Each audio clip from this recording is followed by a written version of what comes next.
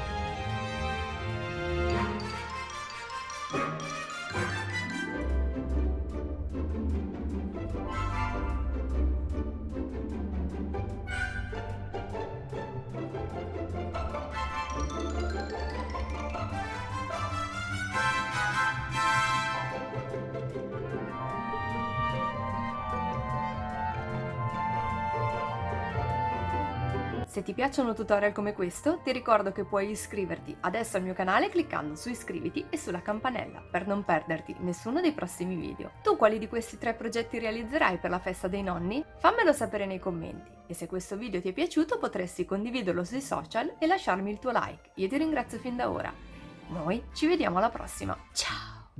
Nel video di oggi ti mostro come realizzare con le tue mani 3 simpatici regalini semplicissimi.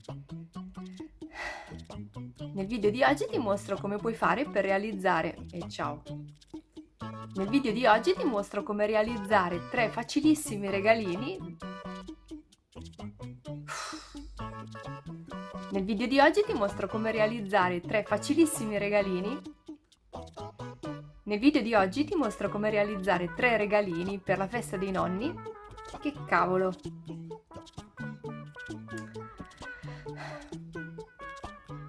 Oggi non è giornata.